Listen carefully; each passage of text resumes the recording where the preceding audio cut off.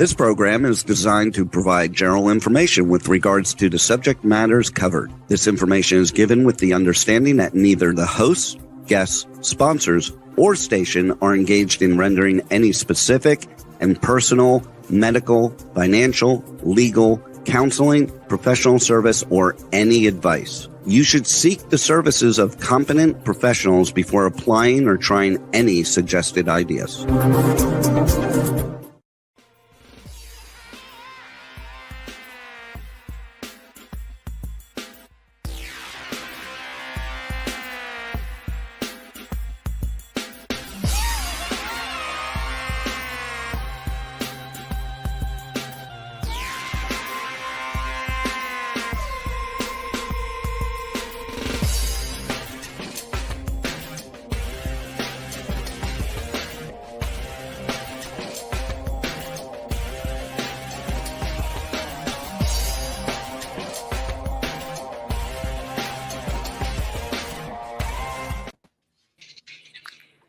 Hey there, this is Brian Sebastian, movie reviews and more. And if it's Tuesday, that means we are live as usual. So streaming on Talk4 TV, Talk4 Media, K4HD Radio, streaming on over 100 outlets around the world. Worldwide TV Network, formerly the Women's Broadcast TV Network, WomenOnTV.tv, and iTube 247 out of Franklin, Tennessee. So I look forward to this show because I didn't know this young lady. I only met Chloe at an art exhibit with Bernie Talbot, which was great. She stood there stylish, and I'm like, who's this pretty girl? There's something about her. She was just like, I should have put the picture up for Rebel.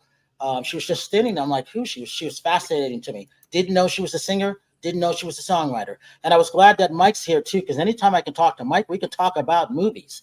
And so, or else I find myself talking to Rachel about movies or Howard occasionally. I haven't had a chance to call Howard because I'm still in, where am I? I'm in Nelson, Illinois still. So I'm losing track of where I am. So the good thing about this, I did not know she was, she did TED Talks. I didn't know she was a speaker. I didn't know she has a book.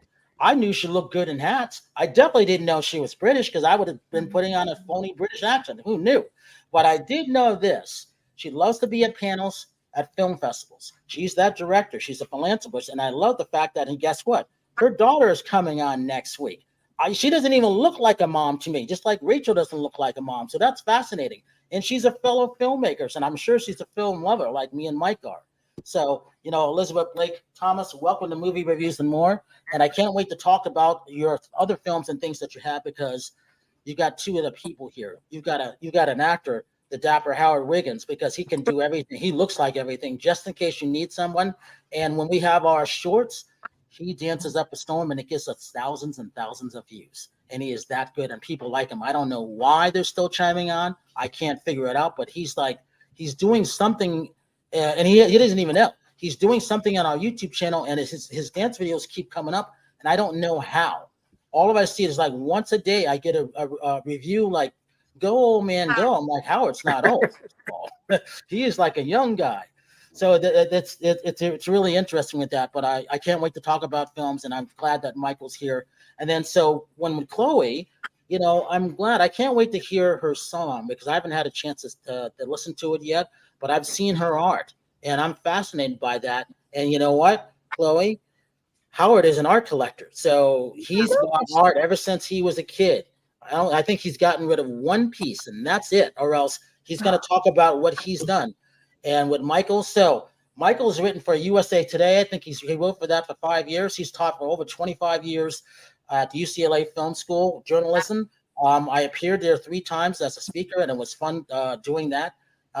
We've known each other since the early 90s, actually late 80s, early 90s. We go way, way back. This is a guy that I think has done everything and doesn't even talk about his past. We could go back to Atlanta, Georgia, when he lived there and when he was writing about the Atlanta murders way, way back, which is what brought him to California. Yeah, the murders, yeah. But the one thing about that is he is that author. He loves his dogs, and he's rotten. I hate this word. He's rotten certified tomato. I hate RT. I hate those people. I look at it this way. Why do we need to have a tomato to be rotten certified when we got us old journalists with a few of us left, right, Michael? Not a lot, but there's a few of us left. So, Elisabeth, anytime you need a review or something like that, it's got to be a good film because I have seen your films. don't forget there's Michael here and there's myself, and there's a couple others who've been around since way, way back. So everybody, welcome to Movie Reviews and More. So Howard, you know what, Howard, introduce yourself. Your sound is good today. I like your background. Okay. I like the hat you're wearing. Go ahead, go for it. Okay, I'm Howard Wiggins Interior Design. I've got a style called Stacked and Layered. I want you to go on my Facebook and watch it. I did a TV passion movie thing that's on my Facebook where I play a billionaire, and one of my employees tries me to get him to marry his daughter to get him out of debt. I want you to go see that. And then I got a little part in a movie called Without Warning. That's coming up soon. And that'll be shown at the theaters here in Nashville. And let's see. Of course, I've been with Brian for over about 2 years. And my father was Little Roy Wiggins, plays steel guitar with Eddie Arnold and Lori Morgan and Ernie Ashworth and a whole bunch of other people. So that's pretty much it. And he loves to dance. He loves to dance, and he loves art. So, Chloe, I'm going to go to you before I go to Mark. Okay. Exactly. Chloe, let's talk about you singing. You that singer, that songwriter. I didn't know you were an artist. I liked your art, and I'm like, I wonder if Howard would like this, because we have a bunch of, in our audience, we have a lot of people around the world that are collectors, and they like to buy art, and they're just in that art world. And then we have the Dreamweaver Artist Ranch and dreamweaverarts.org. So that's fascinating for me, and Michael is our head contributor for that, for writing for that too. Talk about what you've done, and talk about going to Mont Haven there in Tennessee where we met. Oh my gosh. So I've been making art and music ever since I was a little girl. I took piano lessons, and all through high school I was in choir, and I couldn't choose one. Everybody told me, you have to do art, you have to do music. I could not choose one. And it was through a beautiful experience at MTSU where I went to governor's school for art. And that's a 3-week-long program where you get college credit as a high schooler. And that program helped me realize that music and art are just interconnected in my brain, because I'm able to experience something called synesthesia, which is just a blending of the senses. And so when I hear music, I just feel it so much that I can actually visualize it. And so that's what I've started to base my art around. And really, music inspires art, art inspires the music, and it just never stops for me. And I heard Bernie was coming to Mont Haven. I was like, oh my gosh, I have to go to that. I love Elton John. I love the music. And then when I came, you came up to me and you asked who I'm wearing. And I said, this dress is from a yard sale. But yeah, I really loved that art show. I really appreciated his pieces and the messages behind them. So yeah, that's the story. Yeah, that's what it was. She was wearing a beautiful dress. I love it when I find a woman's got a beautiful dress and they're just so happy. I'm like, where'd you get that? She goes, I got it at the thrift store. It was only $5. And they go like this. And I'm like, good for you. I'm like, it doesn't matter. It's like, it's beautiful. So Rachel, you popped in and out. So we got to introduce who you are, talk about who you are, what's going on, talk about your cups and your website, and then we're going to Elisabeth next. Oh, thank you. Okay, so I've been with Brian for several years, and I absolutely adore him. Everybody loves Brian. He's got a very good heart, and thank you, Brian, for having me on. So talking about who I am, I'm a little chef here in Houston, Texas, but I also do a lot more. I have a little show in the morning called Coffee Talk, and I do other fun things as well. I've been offered this week, all these crazy things are happening. I was offered a part in a TV show. It's a comedy cooking show. I'm excited about that. And then, yesterday I was offered a part in a movie that's being shot in Austin. So it's like life is weird and wild and everything, but I think things really did start when I connected with Brian, and I could say, Howard, you can agree with me here that since we've connected with Brian and Movie Reviews and More, things really do start to happen. Thank you, Brian. Yes. Mm-hmm. So Elisabeth, let's talk about filmmaking without fear, storytelling without fear, and living in intervention. Because I love that when I saw living with intention. Intention. See, I love how she did that with the British accent. it's almost intervention in the other way because you have to change your life. Well, it's lovely to be here, and thank you for having me. And as I was listening to, how you introduce people, I was like, oh, that's interesting. What do people pick up first? What do they say first? And I've kind of got things that cover the mind, body, and soul. And so I was like, oh, I wonder which one we're going to go with. So you went straight for the books, but they are also podcasts, and they are created because as a director, I realized I needed time out. So I created this methodology that actually helps other people take time out because, life is a lot, according to the words of my daughter. And I do tend to agree. But I have the kind of the film side of me. I have the writing side, which, covers both the creativity coaching, the keynote speaking. And then I'm also currently a very film-driven family because my dog was just in a movie that's just been released. So she's with Mickey Rourke in that movie. My Maltese is sitting right here now. My daughter, singer, songwriter, actress, producer. We have our production company together. And my boyfriend is also a director. He has got Reagan coming out in Wait a minute. Yeah. Sean is your boyfriend? Yeah. We love Sean. Yeah. We love him. I do too. The good thing is that you get to stay in the same bed with him. I can only invite him on the show unless I go to Reagan. Well, maybe we need to do a different type of show where you could be in the middle, either one of us each side, and that could be a nighttime show. Oh, I've already done that show. Mike knows that. And I love hats, as you said. I have 7 of these in all different colors. I'm zero waste. I'm vegan. I'm a minimalist. So I used to live on a boat. I sold everything. My TED talk explains that, as you said. And it's just lovely to be here and to kind of be able to chat about anything from whatever to whatever. All right, Mike, let's talk about you. What have you been doing lately besides your dogs and everything like that? And as Tosh comes on, Tosh, we're coming to you next, so you better be ready. All right, Mike, just talk about some films, whatever you've been seeing and everything else you've been doing. Well, yeah, I don't have like a role like Howard does, but I am in a movie with Jean-Claude Van Damme where I'm an extra, and I was sitting next to him for a period of 8 hours. It's called Darkness of Man. It's already on streaming, and you can see me sitting next to him in the very beginning of the movie for a couple of seconds. So that's been kind of fun. I do have my Dachshund books. I've written a couple of books, The Dozen Delightful Dachshund Tales, the long and short list of Dachshund fun facts, best cities, names, movies, and more about wiener dogs.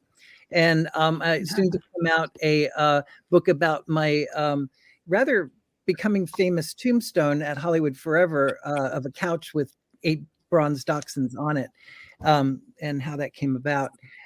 So I have my Medium column that I think I have the post for that you'll see later. And I have some really interesting stories there, most recently about an odd experience at Area 51 that apparently other people have had 2 similar experiences. And family stories, essentially stories about my family. And I've been seeing some fascinating movies. I'm really into these really obscure documentaries, and I have reviews of them in my Medium site. And one of them that just has not, it's shaken me. It's called The Mandela Effect Phenomenon. Oh, And excellent film. if anyone knows about that, it just blows your mind. I mean, it's things that we as a group have remembered incorrectly, like Jiffy peanut butter does not exist. It's always been Jif peanut butter. Depends. It's always depend. Mirror on the wall is not mirror on the wall. It's magic mirror on the wall, and it's always been that way. I mean, it's just very strange, and it goes into this kind of super psychic like reason of collective consciousness, but it blew me away. It's very strange. That's awesome. And then Tosh, your hair is looking beautiful. She's been all over the place. I haven't been on social media like 3 weeks. I've been busy working on my friend's farm and doing stuff. But occasionally I see something pop up. I'm like, what is she doing now? I just know she's been busy, just kicking butt doing stuff. All right, Tosh, tell us, what have you been doing? Well, first of all, happy birthday, Rachel. Oh, thank you. I wanted to say that happy birthday. Thank you. Thank you. So it's been a while that I've been, well, the last time I came on here, I was talking about like digital marketing and that stuff.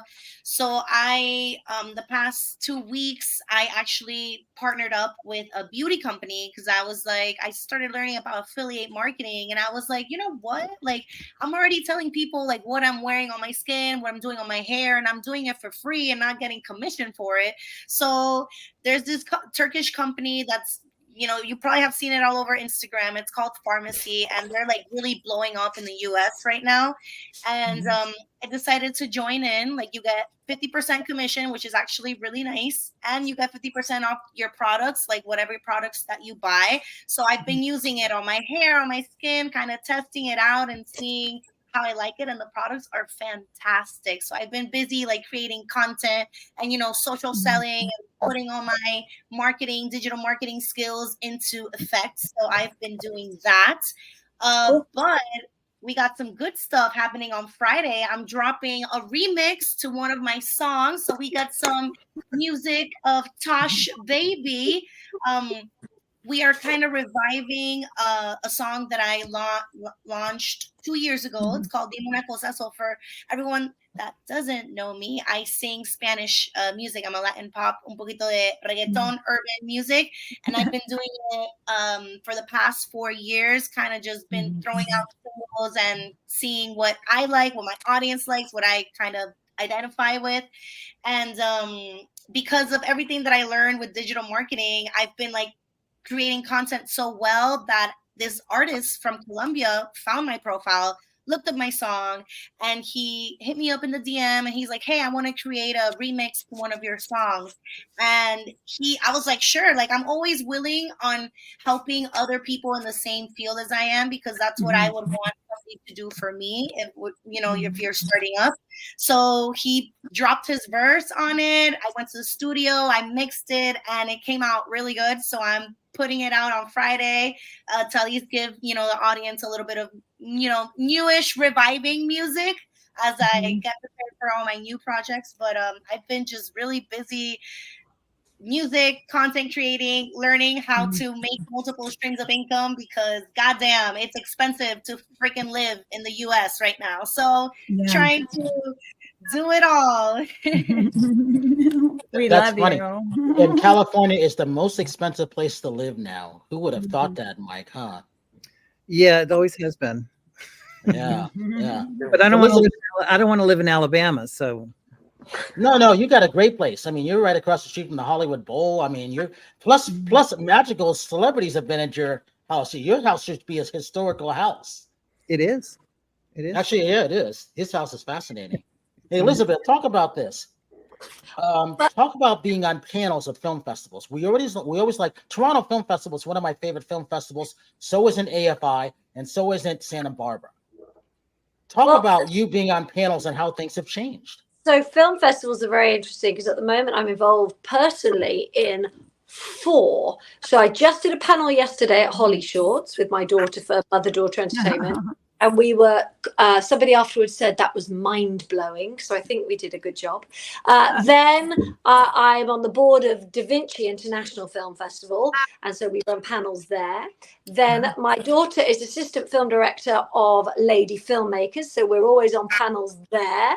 We're going to be doing something at Burbank Film Festival. So for me, it's about sharing my knowledge. I feel like there's such a mixture of film festivals and obviously such a different varying element of what you get from those film festivals. Like AFM that was here is a film festival, but it's also a market. Cannes is a party town when the film festival is there, plus you get the market, plus you get panels and you meet lots of good people. So I do think film festivals are fun. I sometimes am concerned with the quality of what gets chosen and why. Like I develop scripts for people and they've come to me and said, this has been award winning, and I've read it and I've gone, I wonder why. I wonder how that got award winning.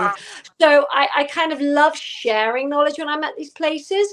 I think it's a great place to socialize and meet. And I'm having a great time at Holly Shorts, and not because it's my film's not there, my daughter's directorial debut, so she'll speak to you about that next week. But we're there still being part of panels and supporting filmmakers. It's a very healthy place to support people, I think, because they're so creatively driven there. Let me ask you this before I go to Mike. What do you look for when it comes to when you have that casting director? Because I love the shots. I ran out of time. I love the behind the scenes shots of you directing.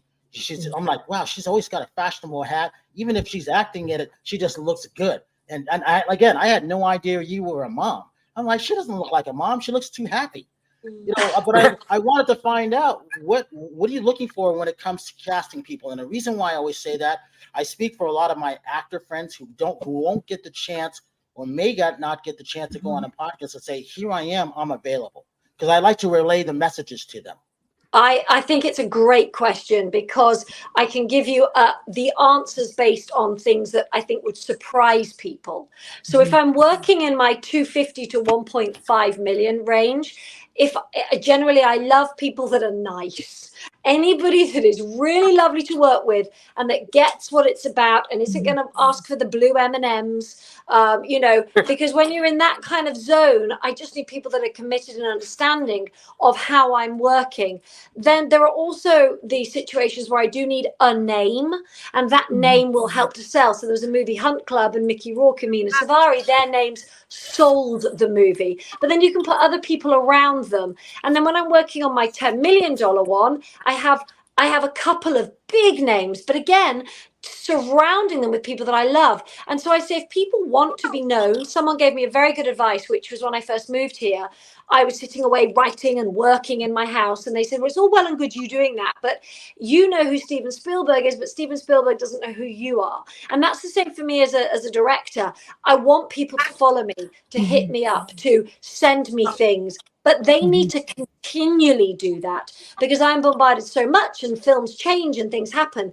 And honestly, it can literally be a matter of good luck time. So let's say I was filming tomorrow and you said, oh, I've got this great actor. I might go, oh, I've got a role that I need to fill. Yeah, send him in. It was time, it was luck, it was, all of the above. So you must just never stop in case that is your moment. And then one other thing real quick on the music side of things, when it comes to that score, because last week we ran a trailer for Reagan and we ran the trailer for his other film, Sean's other film coming out in November with the Mila Kunis in it. Yeah, about the artists at war. I'm saying this. I think Reagan is going to be nominated. I picked it 3 or 4 weeks ago, and I might not even get to the premiere for that because I think I'm going to give it to Terri to go see. But it looks fabulous, and or unless I can give it to Mike. But it's one of these things. That's my pick. Dennis Quaid. He looks to be perfect for that. Penelope Ann Miller with that for Nancy Reagan. He looks spectacular. And I don't even know what John Voight's doing. I haven't seen my friend John in a long time. He's fascinating in anything. He's great.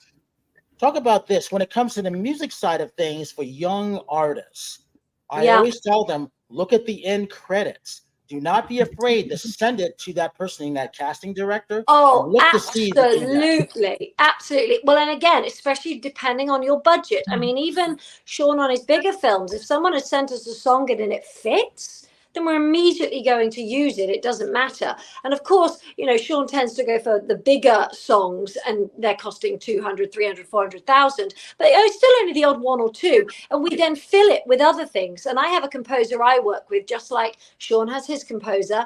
And my composer, Eric, is amazing. And he's done all of my movies so far. But from a song perspective, it's very useful, Chloe. I will say, I use my daughter, and she writes amazing songs and amazing music. So Just Swipe, one of my movies, she has the beginning and the end song, or both credit ends. Karma, the one we just did, again, she's got the song at the beginning.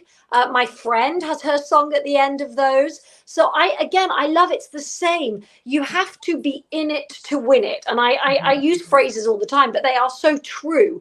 If someone sends me their music, but if someone was to send send me their music and say, this will cost you 100,000, I probably won't use it. So I need people to understand. And then after the first film, maybe on the second film, I can pay them a bit more, or on the third film, pay them more.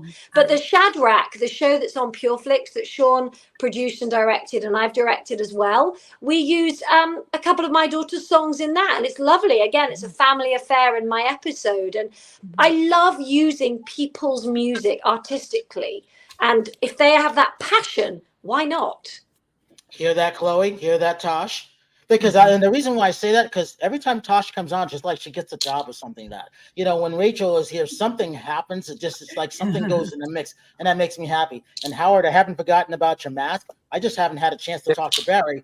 But again, so Tosh, let's talk about your mask real quick, because Howard texted me, and I just haven't had a chance to talk to Barry. You've still been using your mask? Oh, I use it. Like, I actually... Where is it? Oh, my mom used it, so she's actually using it right now. But I use it religiously 3 times a week, and I have really shitty lighting here, but my skin has been looking so beautiful. So, like, I wish I could. That's a shitty camera, but you go to my Instagram and you'll see how my skin has been like developing as I've been doing the red light therapy. It really has been illuminating my skin. It's a little bit like more glowy. I feel like I get less. I used to get a lot of like little like pimples around here. Now they're gone, and my skin has been feeling really good. So I am so grateful that I went and I was able to try the Energy Lounger, and the fact that Barry gifted me the mask for red. How much was the mask? How much was that mask? The mask is $500. So and so she didn't pay $500, because when you're coming out movie reviews and more, you're not paying for it. No, I know. I created such a cool reel for him. He really loved it, and I was like, of course, like if you give me a mask, I'll definitely do a reel for you, and I'll do that like real experience. And my mom is loving it. I'm loving it. Like I'm looking like I'm 29, so. The fact that I still get ID'd at a bar is telling me that this red light therapy is working wonders. Very cool. Hey, Mike, let's talk about film festivals. I mean, back in the day when we were covering a lot of things have changed. So I got an AFI credentials. I sent it back as soon as it came to me. I think it came 3 minutes. I sent it back right away. Talk about how film festivals have changed on your end, because we're not getting everything. And a lot of people don't know that. Because, yes, I can get invited to Burbank and all these things, but a lot of times it's not the same dates anymore year after year. Howard will know, when I go to the Nashville Film Festival, it's September 19th to the 25th. And I'm like, God, I've got a couple things going on. And the thing is, nobody's communicating with anybody anymore. And that's a problem, because I've been talking about great independent films the last couple of years that nobody has seen. And again, we always talk about the Gloria Gaynor doc that we found in Nashville. Me and Howard last year, called I Will Survive. Nobody knew about this last year when I went back to Los Angeles to tell them. They had no idea, Elisabeth, about that, and that bothered me. Here it is. Gloria Gaynor came out to Nashville for that. 40 years later, she wins, for a Grammy Award for gospel. 40 years later, no one believed in her, so she went to Nashville to do it there. So she had her debut there. It's one of the best docs I've seen. And so that's one reason why I keep going back there, because there's a lot of great people there. There's a lot of great talent, like Chloe. We're going to show a little bit of her art in a couple minutes. But, then Mike, talk about the film festivals in the old days, how things have changed, because it's not what it used to be. Well, I mean, one thing that Rachel was talking about is that film festivals are important, but there is a question as to why some of these film festivals honor certain movies and not others. And but it seems like every film that comes out has a slew of awards in obscure film festivals somewhere. And there's so many of them now. There's hundreds of them just in LA, but there's a vampire film festival. There's, it's like every different kind of genre. There's a film festival about environmental pictures. And there's one for cats now too. Oh, I got invited to that. Mm-hmm. I was actually curious about it, but I'm like, can I watch? How many cat films can I see? There's a market for them, but so it's important to schmooze and get to know each other and know other people in the industry. Unfortunately, there isn't enough, I think, ways of getting your stuff out there, and film festivals do that. Now, when you and I were covering film festivals quite a bit, and when we were covering the Oscars a lot, we had a lot more access to the celebrities. It was really easy to just go to parties and hang out with people and get to know people and do interviews that way. Those have become a lot more distanced, and it's partly because of COVID. It's partly because of just people are afraid of general public. So, that's unfortunate. But, I remember meeting this young filmmaker who nobody could get an interview with. And I was finally begged to go to his set of a movie called Reservoir Dogs. And there was, this young guy named Q that people called him. And he gave me a script of Reservoir Dogs, and I sat there for the Michael Madsen ear cutting scene. And he became Quentin Tarantino. So, yes, he also gave you his phone number, and then you lost it. No, He said, what happened was it was really funny because I used to have his home phone number, and when he got nominated, I think for Pulp Fiction at the Oscars, and he was on the red carpet, and they said, "Hey, Quentin, I don't have your new phone number," and he said, "Yeah, you won't get it." So, Elisabeth, when it comes to the reason why I come to film festivals now is not only to help promote a lot of the artists, but it's to talk about really my co-hosts. I don't think they know about this. I actually want them, because they're talented and I like what they do, I actually want them to be in different things, because it's hard to be discovered, I think, these days. Everybody's got a podcast, but that doesn't mean that you have sponsors. That doesn't mean you have viewers. Everybody's got an outlet that they go out there. They have social media, but that doesn't mean that they're working it correctly. And Nathasha will tell you that, because she's found out these things. And so haven't some of our other friends. And everybody's got, everybody's talented in my book. But the same thing is, like you said before, not everybody knows how to reach these people. And it's easier, but at the same time, you have a plethora of people just throwing themselves at you. And the reason I don't read scripts, and I refuse to, going back to 1993, because every script is good until you read it. That's definitely true. Definitely true for most film festivals. I mean, we're looking at all scripts, shorts, features at the moment. We're on the jury for a couple of festivals, my daughter and I, and it's always very intriguing. But I think it's an industry where, you can reach a certain level. It's easy to get to certain people, easier than others. But I think it has to come down to why you wanting to do it, because then it's not about the satisfaction from what other people think about you. So when we create a film, yes, it's obviously nice to have an audience. I use my TED Talk as an example, actually. I made that TED Talk so that it would hopefully affect people. But I wasn't expecting, and I don't need it to be millions and millions, but if it is, that's great. I was happy if one person came to me and said, "Wow, you changed my life." And actually, I've had quite a few. So I'm like, that was good. And my films are the same. I look at it and go, why am I making this? Why am I doing this? And I think if we're artists and we're creative people, just like my books, it's like, I hope it changes one person's life. And now, of course, there's the financial side of things, and I'm not referring to that. We all need to pay our bills and we all need to live. But from a creative standpoint, I think it's okay to go, why am I doing this and what do I want from it? And not be waiting for other people to give you the chance. Now, we are in a world, as you said, where everybody has a podcast, everybody has a book, everybody has this, everybody has a radio show, whatever it is, you can do it now, which in one way is good, but in another way has diluted everything. But again, why are you doing it? What's the reason you're doing it? Does it give you satisfaction? And as long as you're satisfying your creative purpose, your creative need and want, I think we have to enjoy that. So let's say we're sitting here now, there are 7 of us, let's add my daughter in, 8, and let's put Sean in, so there's 9 of us. And I said to you, okay guys, we could put a movie together, we can do something. What have we got? The fact that we could do that is unique, and it could be something good. We've got skill, we've got talent. Now, it might not go out there to millions, but it also might go viral. But if we did it because we wanted to make something, then that's going to satisfy our creative need. I want to add to that. I just want to say something that's really interesting because I'm now that I'm in semi-retirement, I've been involved with like the Hollywood Senior Center, right?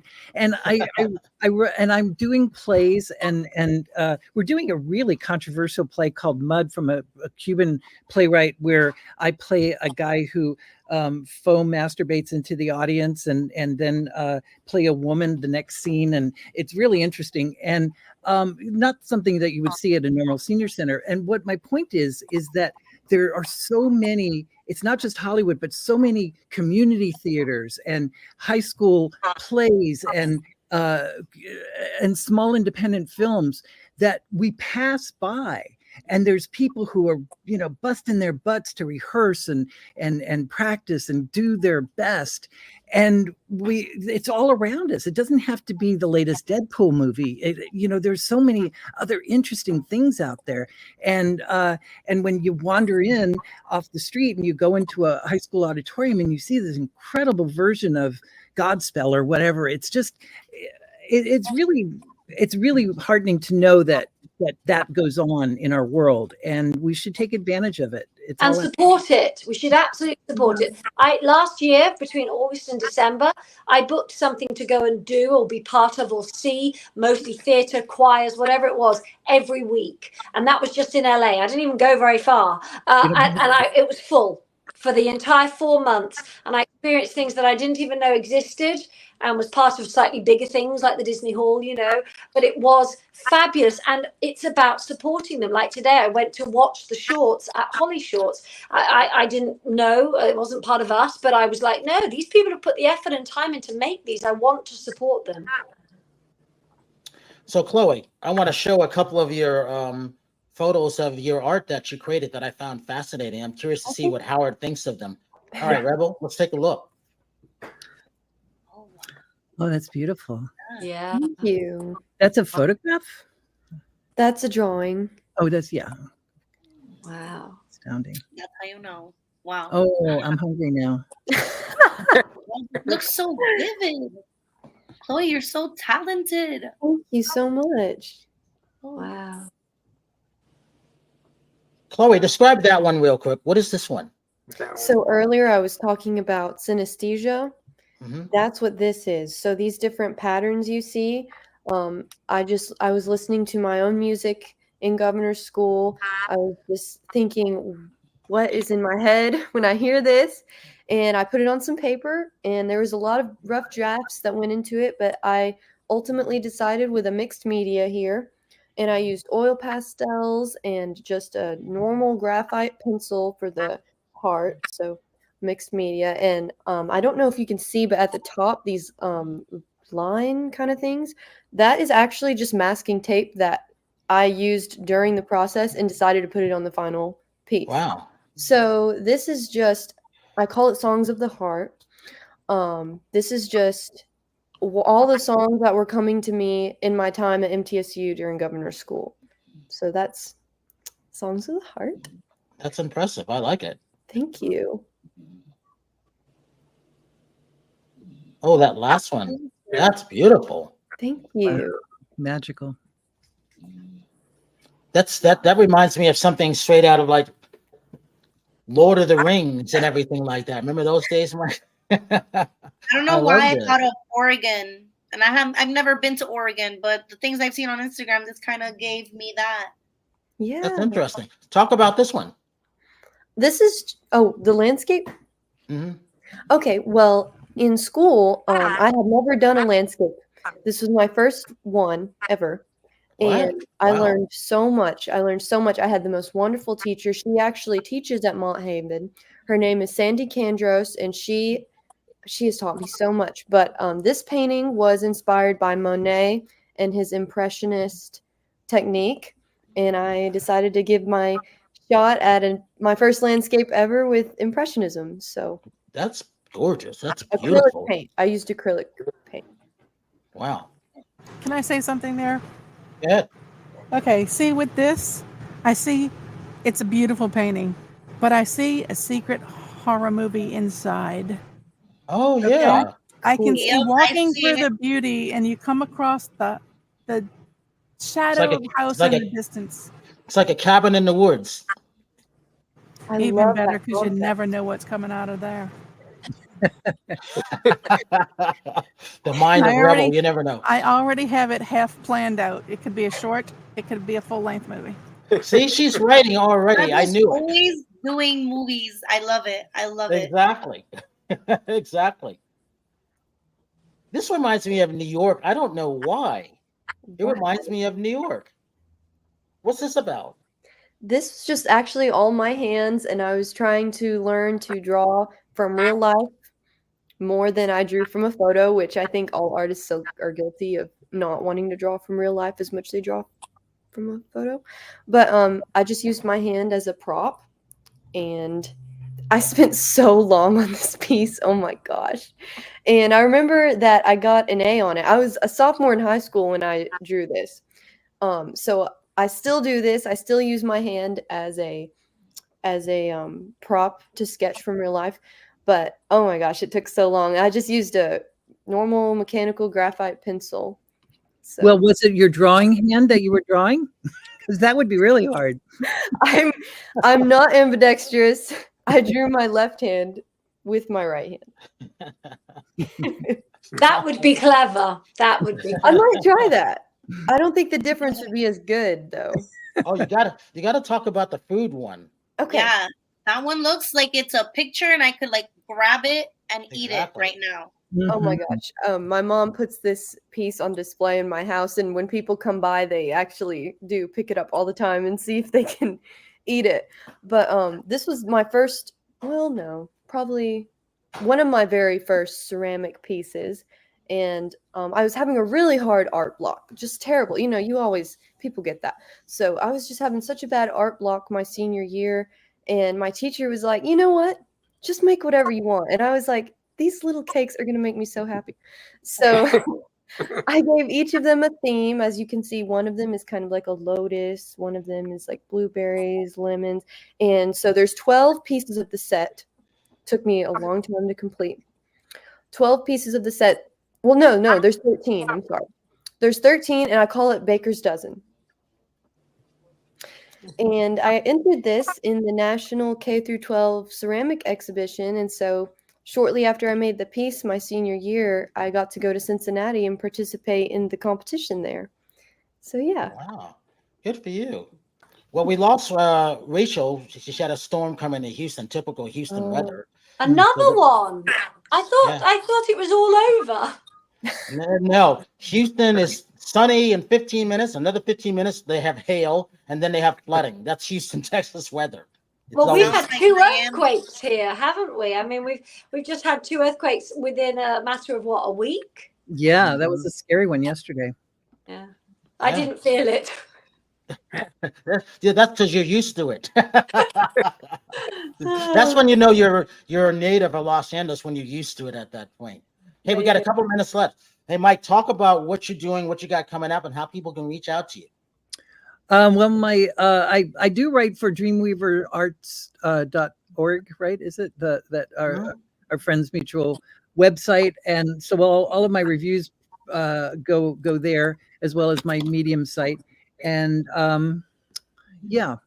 so that's where you can find my stuff mostly.